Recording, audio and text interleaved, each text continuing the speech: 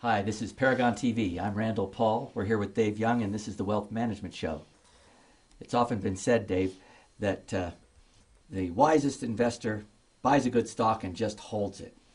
How do you feel about that very broad generalization at Paragon? I think that's a very simplistic way to invest.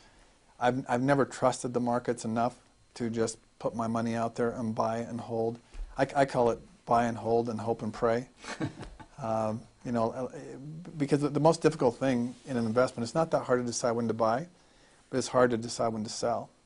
And that's kind of the cop-out, I think, with buy and hold, is you just buy it and you hold it and you hope it all works out. There's a lot of fantasy about it, too, as far as it's almost like a religious conversation.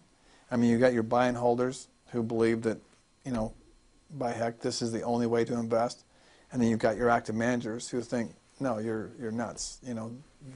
This is a much better way. Why would you buy and hold? And I mean, I've seen academic studies that show that buy and hold is the only way to invest. I've seen academic studies that show that active management is the only way to invest. So it's not cut and dry. This last year, 2011, which religion would have won? Unfortunately for me, buy and hold was the place to be this year. What was going on? Well, whenever you've got a situation where you've got a steadily trending market, active management will usually outperform. And when you've got a back and forth market, buy and hold will often outperform.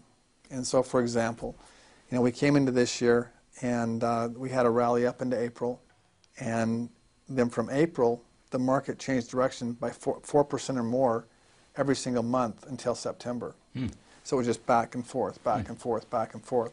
So if you're an active manager, every time the market's starting to trend up, you're repositioning and you're adjusting to capitalize on that just in time for it to roll over and go back the other way, when all of a sudden you've got to come out of your positions and you've got to become defensive.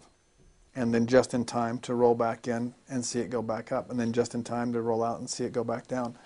And so whenever you've got this back and forth whipsaw action, it makes it much, much more difficult for an active manager. You're not going to lose a lot of money, but you're not going to make a lot of money in that kind of approach, probably, as an active manager. Yeah, you're going to capture probably, I mean, it depends on how proficient you are at it. Some people can get really chopped up.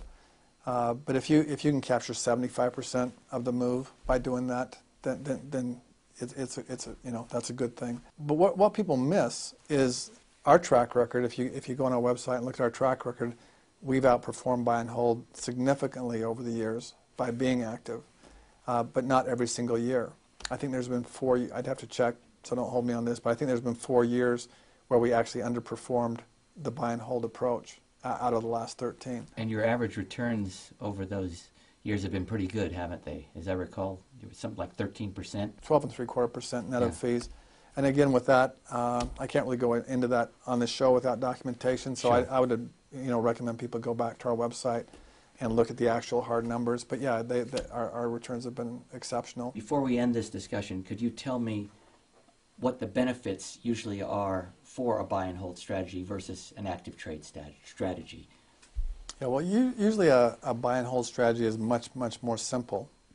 I mean, you just buy it and hold it and forget about it. But to me, I mean, the reason I'm not sold on buy and hold is I'm not willing to just blanketly suffer the huge drawdowns that you potentially can with buy and hold. I mean, if you look at the 2002 bear market, the S&P was down, I believe, about 45%. The NASDAQ was down close to 80%. Fast forward to 2008, and we had that huge downturn in the S&P. I think it was down around 36%. And while you can't guarantee that you're going to avoid that using an active strategy, I just like to at least have the feeling that I'm having a fighting chance, that I'm just not riding over the cliff and saying, oh, well. And so I think the reason I prefer the active management is because it gives me a sense of having more control over my portfolio and more ability to attempt to mitigate the downside risk. Whereas with buy and hold, you're just taking it as it is. Thanks a lot for that answer. We'll talk more about this, no doubt, in coming sessions. Thank you for being with us at Paragon TV. See you next time.